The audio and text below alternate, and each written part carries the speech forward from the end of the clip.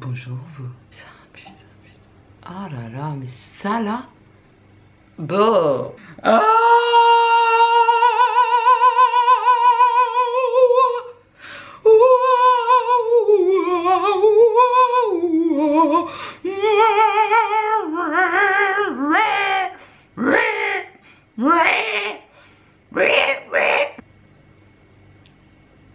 Ce que le confinement a fait de nos vies.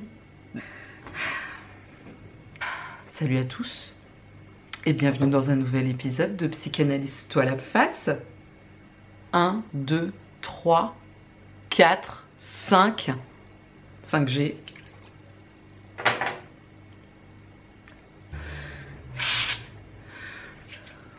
Ah. Ah. Ah. Oh oui, j'adore. Bref. Donc c'est peut-être la vidéo qui a été le plus demandée, c'est la dépersonnalisation. La dépersonnalisation. Le pourquoi pas. Comment dire, moi avant que je lise des commentaires me demandant de parler de la dépersonnalisation, je n'avais jamais vraiment entendu parler de dépersonnalisation. Je pense que c'est un terme un peu fascinant qui fait un peu peur.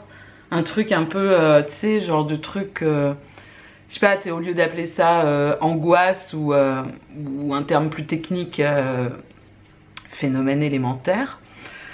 Phénomène élémentaire, c'est vraiment un truc d'entrée dans la psychose. Quand la psychose va vraiment décompenser, on appelle ça des phénomènes élémentaires, c'est-à-dire il se passe des choses dans notre corps auxquelles on arrive, on raccroche ça à rien. La solution derrière, entre guillemets, ça va potentiellement être de délirer, de faire une construction délirante sur le pourquoi du comment. J'ai cette sensation bizarre dans la nuque, cette sensation bizarre dans la jambe, ou encore pourquoi j'ai vraiment cette sensation étrange d'être suivie ou d'être écoutée chez moi. Tous ces moments qu'on pourrait aussi appeler de perplexité. Ça dit bien tout, la perplexité, quoi. C'est-à-dire cette espèce un état de mise en suspens pendant lequel le sujet humain est perplexe. Qu'est-ce qui est bien en train de m'arriver, tu vois, truc. Est-ce que vraiment tout ça est bien normal? C'est pas sûr. Qu'est-ce que c'est que la normalité? Enfin, je ne suis pas folle, vous savez. C'est un terme finalement qui est peut-être plus... qui est mieux vendeur que le terme de vacillement subjectif. Tu vois. Moi c'est comme ça que je le dirais.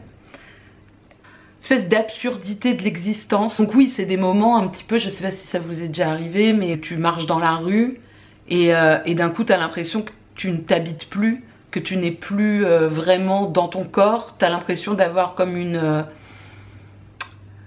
espèce de doute d'exister, où tu te dis est-ce que finalement tout ça n'est pas une grande mascarade, tu vois, enfin on est, pour moi, ça c'est déjà pour moi un peu paranoïaque. Je dirais que la dépersonnalisation c'est ce qui, à mon avis, c'est ce qui précède tout de suite le moment parano qui finalement devient un petit peu rassurant déjà par rapport à la dépersonnalisation. C'est-à-dire que la dépersonnalisation c'est vraiment le vacillement, c'est espèce de moment d'angoisse très... enfin qui peut, j'imagine, durer longtemps aussi. Mais je pense qu'on ne peut pas rester trop longtemps non plus dans cet état-là. Je pense qu'il y a un moment, il faut trouver une raison à tout ça. Et je pense qu'une des raisons assez classiques, c'est la paranoïa, même quand on n'est pas paranoïaque, je veux dire, au long cours. Pardon, elle fait des travers. Un peu comme dans le film Truman Show, où... finalement, est-ce que les gens autour de moi ne sont pas des acteurs payés par je sais pas qui pour... Enfin, je sais pas, non mais ça n'a aucun sens, tu vois, ça n'a aucun sens. Qui aurait envie de jouer dans ma vie? Enfin, c'est... Enfin, tu me diras s'ils sont bien payés. C'est drôle parce que je pense qu'effectivement, ça va vraiment de pair avec une sorte de persécution un peu massive. C'est-à-dire que presque, tu vois, pour compenser cette espèce de doute d'existence, il faudrait presque trop exister le temps d'après. J'existe pas, ou alors j'existe mais je sais pas trop comment. Et le moment qui vient ensuite, c'est je suis espionnée par le gouvernement. Et je pense que ça va ensemble. Je pense, je n'en suis pas sûre. moi je regardais par la fenêtre et je voyais les petites cases là des appartements. Bon, aussi j'habite en ville, mais je pense qu'à la campagne ça me ferait pareil. Je verrais juste des petits blocs et des petites maisons à droite à gauche avec la lumière à l'intérieur. Même si ça m'est déjà arrivé en plus quand tu roules en pleine campagne et c'est la nuit et il y a cette espèce de côté un peu hypnotique de la route où tu es fatigué et où tu penses plus vraiment à des choses concrètes, quoi, et t'as cette espèce de ça devient des sortes d'ombres, tu vois. Même toi dans ta petite voiture, t'es avec tes phares et tu vois les phares des autres voitures et puis d'un coup tu te rends compte que tout le monde participe à ce monde et finalement quel sens ça a. Et tu vois les gens, tu devines à travers la lumière que les gens vivent, mais tu te demandes s'ils sont bien vivants ou si c'est... Qui te prouve qu'ils sont vivants? C'est peut-être des robots, tu vois. Enfin, mais dans quelle étagère, quoi? Qu'est-ce que je fais là? Qui que quoi donc où? Enfin, mais où est donc Ornicard? Enfin, tu vois, une espèce de truc complètement... ou même la langue, même le langage, devient une sorte de...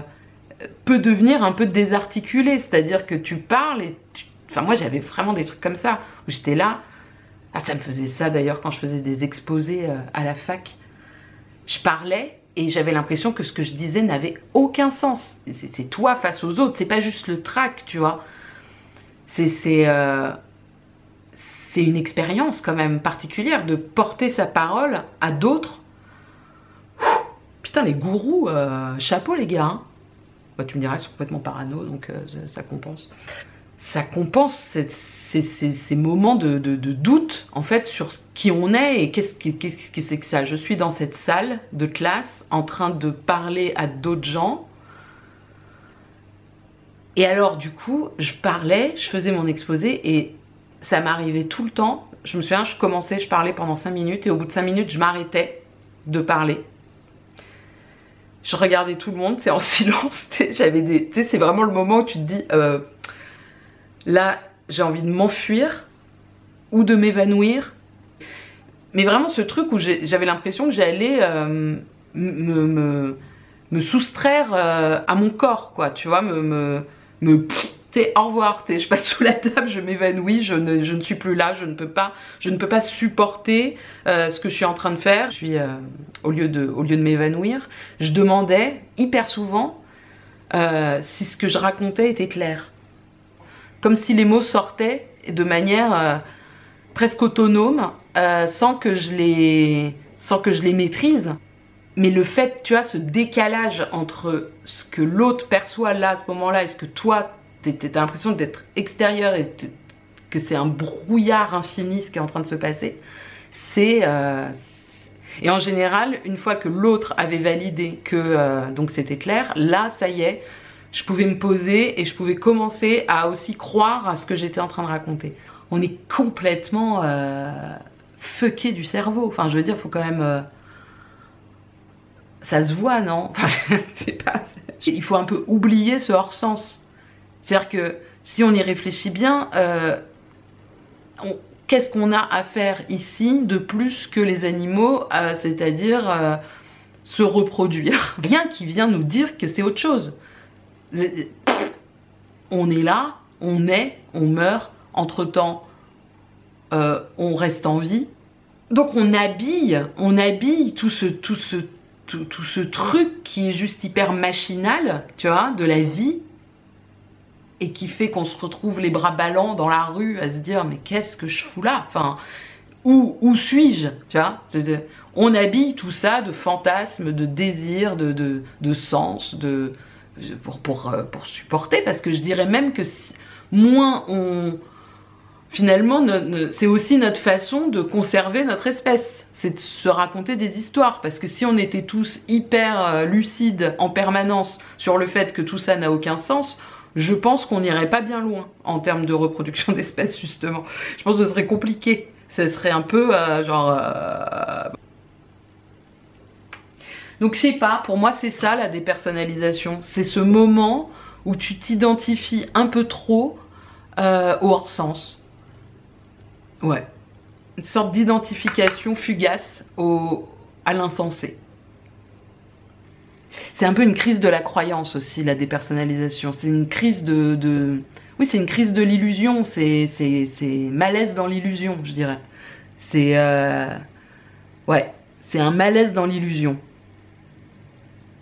Je vous souhaite une entrée dans l'année à chier qui nous attend aussi paisible et heureuse que possible. À bientôt.